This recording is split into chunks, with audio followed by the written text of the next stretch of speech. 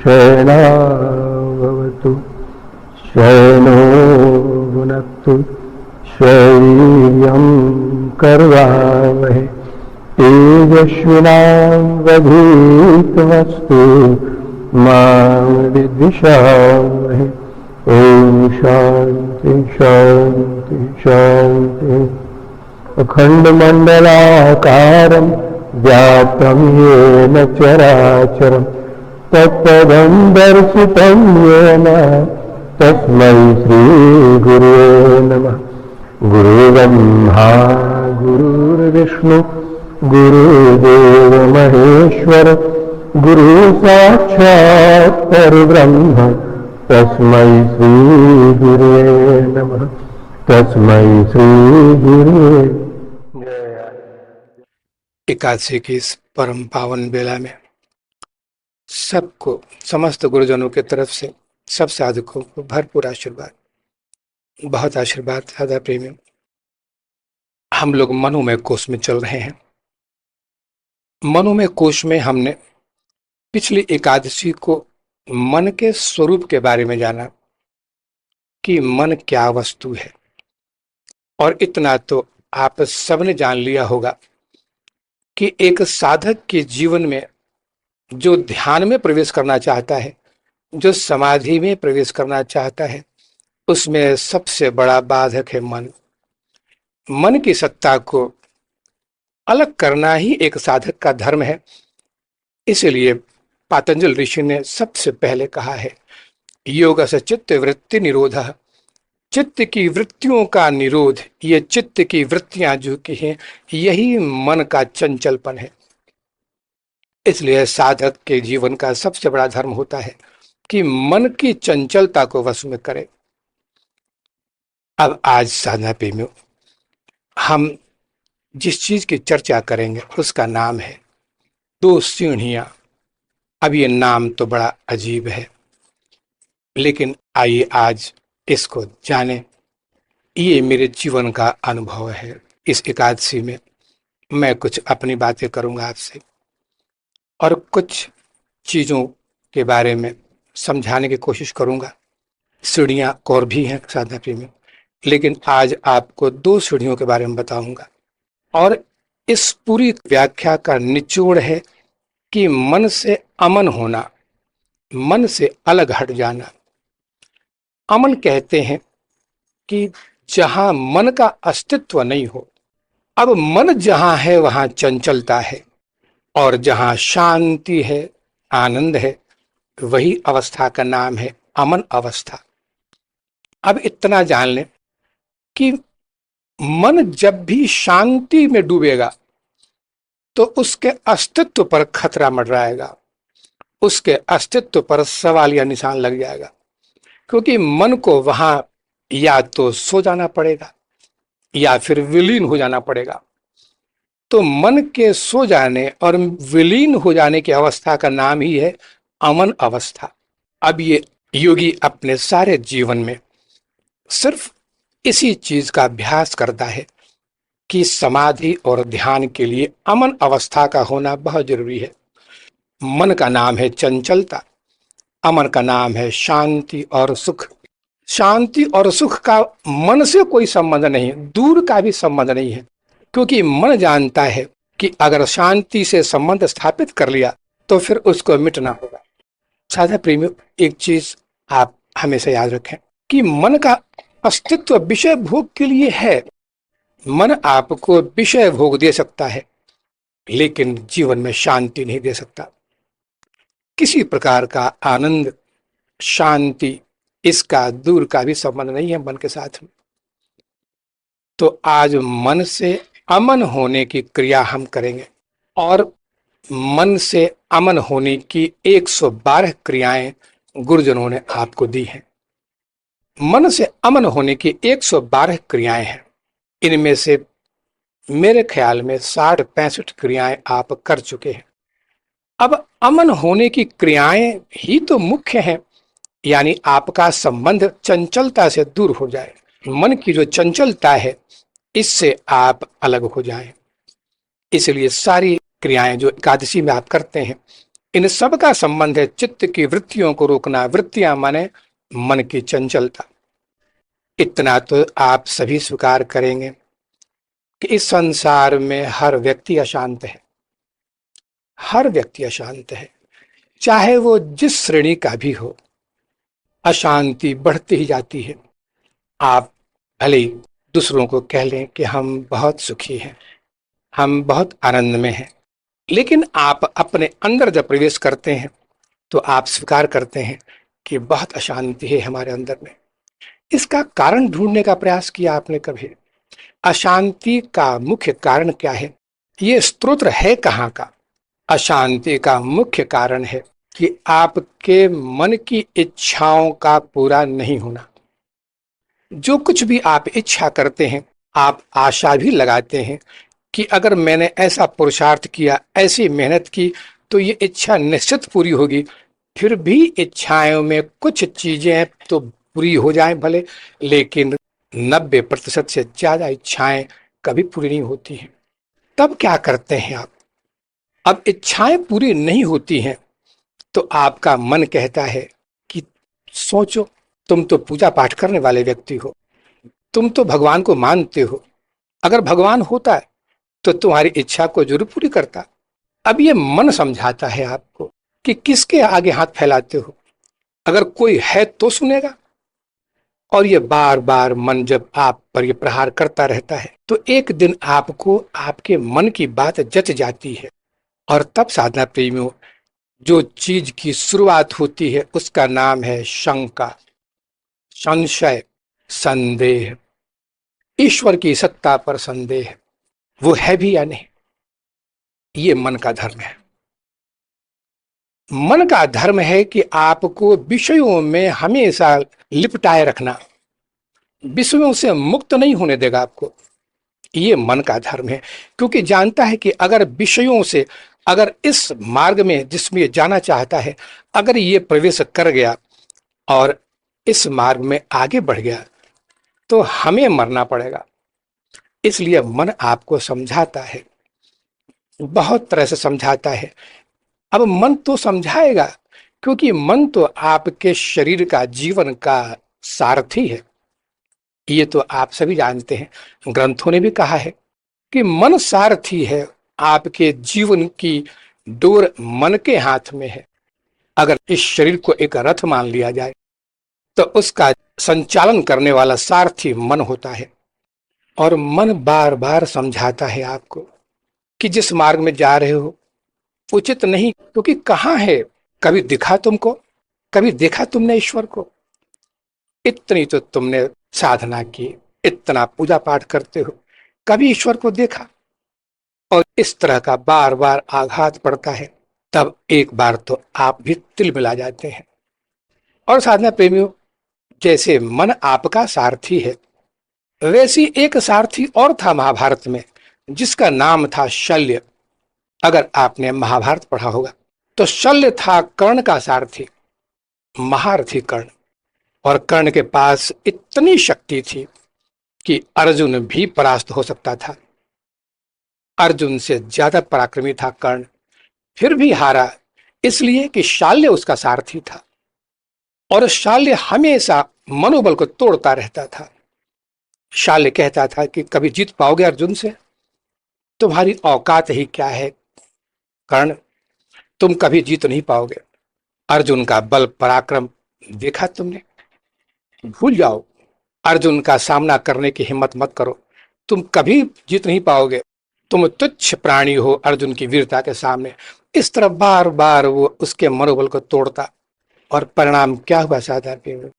आखिर कर्ण भी कौन्तेय था, कुंती का ही पुत्र था।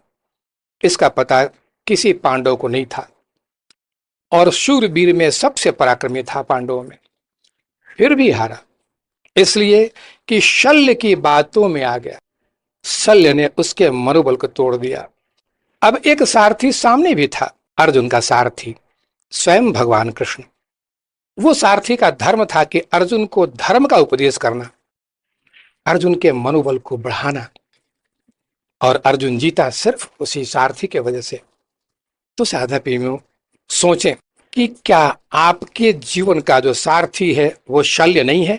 शल्य का शाब्दिक अर्थ होता है शंका, संशय, विश्वास नहीं होना। कर्ण के मन में ऐसा भाव हो गया कि हो सकता है कि ये सही बोल रहे हो। ये मामा थे, अपने मामा थे, ये कहते कि इतनी बड़ाई करते हैं अर्जुन के, हो सकता है सही हो। और मनोबल टूटता गया। आपके जीवन का भी सारथी शाल्य है, वही सारथी है और उसी का नाम मन है।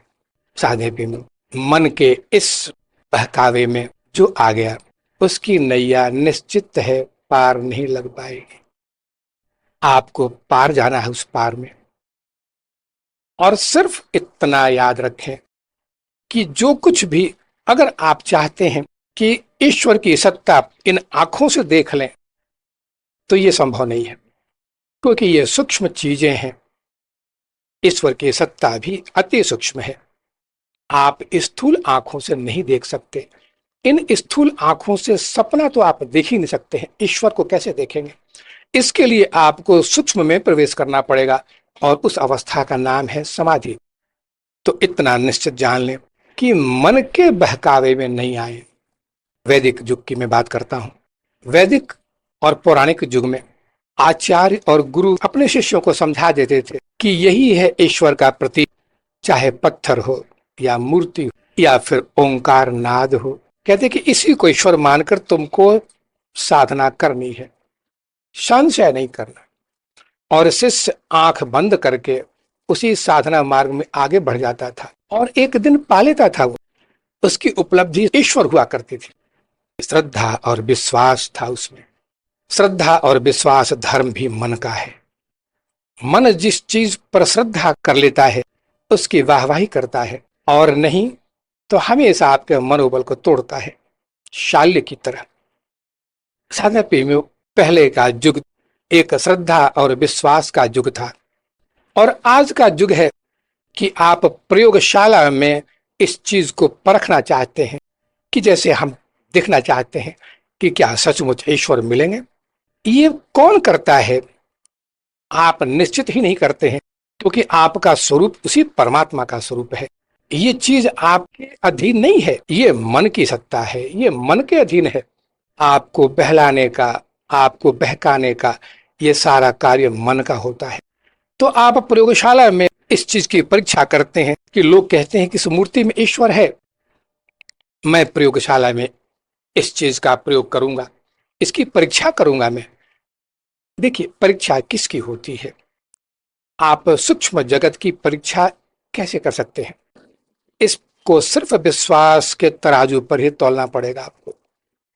आप राम को पाने चले हैं तो श्रद्धा के माध्यम से पाइए।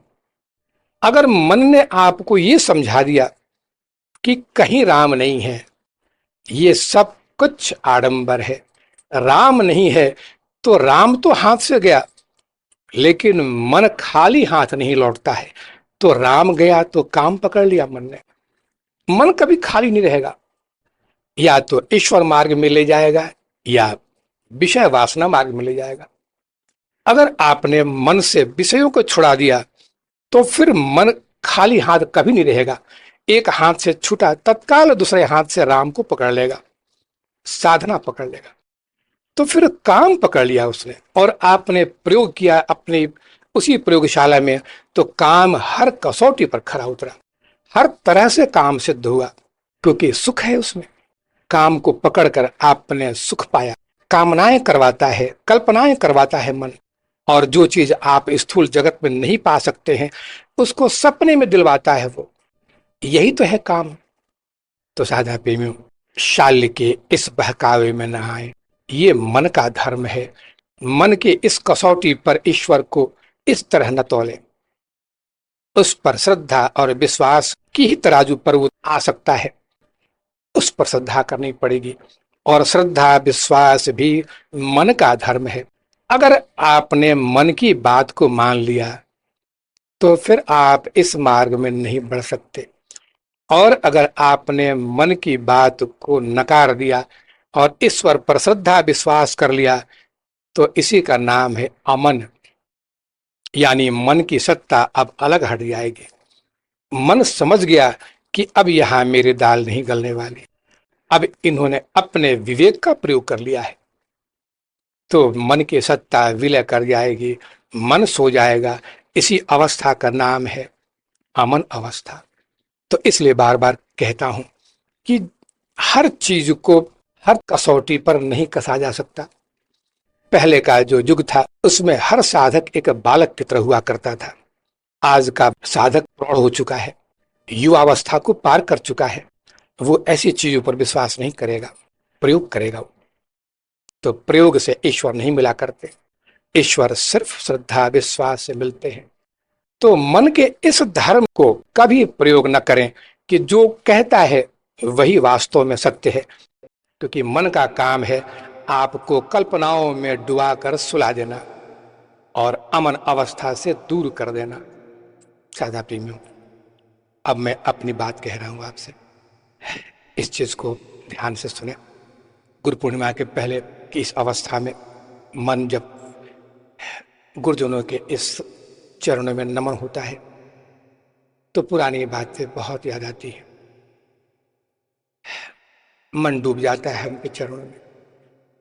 मेरा जीवन गुरु चरणों को ही समर्पित था और गुरु चरणों के आश्रय से ही अगर मैंने कुछ पाया तो सिर्फ उसी का आशीर्वाद था। हाँ, इतना अवश्य कहूंगा कि मैंने जीवन में अपना कुछ प्रयोग किया। अभी मैं प्रयोगशाला की बात कर रहा था, मैंने भी किया। और इसी आज की ये जो चीज मैं आपको बता रहा हूं कि प्रयोग करें, लेकिन गुरु चरणों के अधीन रहकर, कम से कम गुरु का सानिध्य हो और उनकी अनुमति हो तो प्रयोग करें, नहीं तो बहुत कष्ट होता है। मैंने भी प्रयोग किया और कुछ जो प्रयोग मैंने गुरुजन के आदेश से किया, गुरुदेव के आदेश से किया, उसमें परम शांति मिली, बहुत कुछ उपलब्धि मिली। लेकिन कुछ प्रयोग जल्दबाजी में मैंने उनकी अनुमति के बगैर उनसे छिपा कर किया और तब मैंने जाना कि पीड़ा क्या होती है। साधा प्रेम, ये पीड़ा को मैंने बहुत गहराई से देखा और मैं स्वयं उसका भुक्तभोगी हूं। इसलिए मैं चेतावनी के स्वर में कहता हूं कि प्रयोग करें, लेकिन गुरु के सानिध्य में रहकर और फिर उनकी अनुमति लेकर। मैं उस अपनी पीड़ा के बारे में आपको बता रहा हूं कि जो कुछ भी मैंने प्रयोग किया था, निश्चित वो एक असाध्य कदम था, फिर भी गुरुजनों ने बचाया और धीरे धीरे मैं पूरी तरह तो मुक्त नहीं हो पाया, लेकिन उस पीड़ा से थोड़ा सा राहत मिला मुझे और कई वर्षों तक इस पीड़ा में मैं रहा। देखिए साधना प्रेमियों, एक बात आप निश्चित जान लें कि जो साधक साधना के लिए कमर कस के आगे बढ़ते हैं उनको पीड़ाओं से हमेशा सामना होगा, पीड़ाओं से नहीं भाग सकते वो। और ये पीड़ा को इस साधना का एक अंग मानकर ही चलना पड़ेगा। मैंने 3 वर्षों तक उस पीड़ा के प्रगाढ़ रूप को अनुभव किया। अब जब पीड़ा धीरे धीरे सिमटनी शुरू हो गई तो चमत्कार भी दिया उन्होंने। और फिर इसी अनुभव में ऐसा लगा कि एक अनजाने सरोवर में मैं उतरता जा रहा हूं। कुछ सीढ़ियां दिखाई पड़ी उसकी, उस अनजान आनंदमय सरोवर में, उस अमृत सरोवर में उतरने का मार्ग मिला। उसकी 2 सीढ़ियों के बारे में आज आपको बताऊंगा, इससे ज्यादा मैं बता भी नहीं पाऊंगा। आज 2 सीढ़ियों के बारे में आपको विस्तार से बता रहा हूं और यही है आपका जीवन। आप चाहे गृहस्थी हो, आप ईश्वर मार्ग के पथिक हो तो ठीक है, नहीं हो तो ठीक है, लेकिन ये 2 कदम चलना पड़ता है। इसमें अगर संभल गए तो फिर जीवन धन्य हो जाता है, नहीं तो पीड़ा तो हमेशा आपके साथ रहेगी, उसको आप लाख कोशिश करके भी नहीं हटा पाएंगे। अब आइए 2 सीढ़ियों के बारे में आपको बताता हूं। अब कल्पना करें एक बालक का, एक ऐसा बालक जो 1 वर्ष का हो चुका है और खड़े होकर चलने का प्रयास कर रहा है।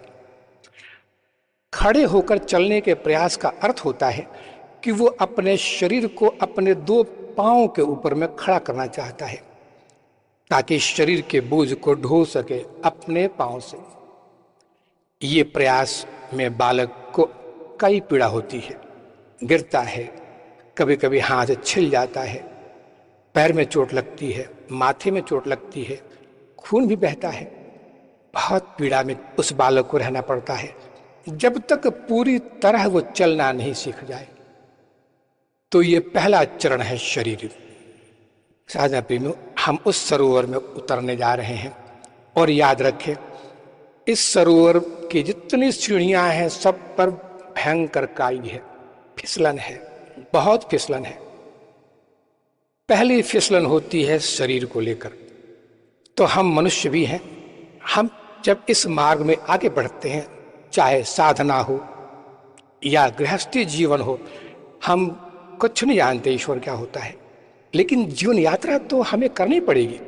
तो पहली सीढ़ी होती है शरीर, और इस सीढ़ी को पार करते ही जब बालक अपने पैरों पर खड़ा हो चुका है, छिल गया हाथ, पांव में चोट लगी है, फिर भी सफल हुआ, चलना शुरू कर दिया, तब उसका मानसिक विकास शुरू हो जाता है और तब कल्पनाएं करता है कि अब मैंने चलना सीख लिया, अब इसी तरह मैं बड़ा होऊंगा तो फिर दफ्तर जाऊंगा, फिर सैर सपाटे करूंगा, इसी जीवन में प्रवेश करूंगा। अनेक कल्पनाएं करता है, ये मानसिक विकास शुरू हो जाता है। और दूसरी भयंकर जो सीढ़ी है, ये बहुत काई है, इस पर बहुत काई है साधक। इस सीढ़ी को संभाल अगर ले साधक और गृहस्थी कोई भी व्यक्ति, तो जीवन की सफलता निश्चित है। तो ये 2 सीढ़ियां मैं आपको बताने जा रहा हूं। पहला है शरीर और दूसरा है मन। आइए इसको समझें, शरीर के बारे में जानें कि मन को वश में करने के लिए जरूरी है कि शरीर को वश में किया जाए। तो जैसे बालक ने अपने आप को संभाला, अपने उसी शरीर को हिलने डुलने की अवस्थाओं को समान कर एक जगह पैरों पर खड़ा किया, वैसे ही हमें अपने शरीर को बनाना पड़ेगा। तब एक चीज की चेतावनी दे रहा हूं साधना प्रेमियों, और हम भूल करते हैं। कई धर्म ग्रंथों ने और कई धर्मों ने इसको माया का घर कहा है, घृणा करने के लिए कहा है, त्याज्य कहा है, और शरीर को घृणा का पात्र बना दिया। यहां तक कि जैन धर्म ने, बौद्धों में भी है, ये शरीर को यातनाएं देते हैं। 6-6 महीने तक शरीर को आहार नहीं देना, जल भी देना है तो गर्म पानी पीना, और इस तरह करके शरीर को बहुत यातना देते हैं। कई दिनों तक एक पैर पे खड़े होते हैं, पत्ते खाते हैं। राजयोग ने इसको अज्ञान कहा है और उन व्यक्तियों को अज्ञानी कहा है। अब सोचे कि शरीर का क्या दोष है। आप शरीर को इसलिए दंडित करते हैं क्योंकि वह विषय भोग करता है। ये विषय भोग कराने वाला कौन है? आप है। ये शरीर तो मिला था एक मंदिर की तरह, एक साधना भूमि थी, ये एक शुद्ध खेत जमीन मिला था आपको, जिस पर जैसा आप बोएंगे वैसा काटेंगे। इसमें शरीर का क्या दोष? अगर वृद्धावस्था में शरीर आपका जर्जर हो गया समय के पहले, तो इसके लिए आप दोषी हैं। ईश्वर तो दोषी नहीं है, प्रकृति तो दोषी नहीं है, आपका आहार दोषी है, आपका व्यवहार दोषी है। तो शरीर को क्यों दोष देते हैं आप? और साधना प्रेमियों, इतना जान लें कि योग मार्ग में आने के बाद में योगी जब योगिक क्रियाओं को करता है, शक्ति चालनी क्रियाओं के माध्यम से, ध्यान के माध्यम से शरीर को इतना तेजस्वी बना लेता है वो, कि जो आत्मा में प्रकाश है वो शरीर से निकलता है। और तब योगी के सामने 2 ही विकल्प होते हैं सामने, कि या तो परमात्मा में विलय कर जाएं या अपने इसी शुद्ध तेजो में शरीर में विलय कर जाएं। अब इस अपने शरीर में जो विलय करता है योगी, तो उसी का नाम है जीवन मुक्ति, विदेह मुक्ति। अपने देह से ही वो मुक्त हो गया, क्योंकि अब उसका शरीर प्रकृति के अधीन नहीं रहा। उसने योग बल से अपने शरीर को उसी आत्मा के सारे गुणों से भर दिया है। एक चैतन्य की तरह काम करता है शरीर उसका। तो ये तो उस योगी का पुरुषार्थ था जो गृहस्थी नहीं कर पाता है, इसलिए कि मन के अधीन योगी चला गया, विषयों के अधीन चला गया, और तब समय के पहले ही शरीर वृद्ध हो जाएगा, बीमारियों से ग्रस्त हो जाएगा। आप दोष देते हैं शरीर को कि सारा दोष शरीर का है। अब आइए दूसरी सीढ़ी के बारे में जानें। ये दूसरी सीढ़ी जो है, जिस पर काइयों का अंबार है, इतनी फिसलन है कि अगर थोड़ा सतर्क नहीं रहे तो जितना आगे बढ़े हैं उससे कहीं ज्यादा पीछे चले जाएंगे। विश्वामित्र की तरह एक गलत कदम से सब कुछ नष्ट हो गया। ये गलत कदम उठाने वाला कौन था? आप कहेंगे कि वो अप्सरा थी। आखिर गलत कदम उठाने वाले विश्वामित्र थे। उनका मन था जो कुछ देर के लिए विषयी बन गया।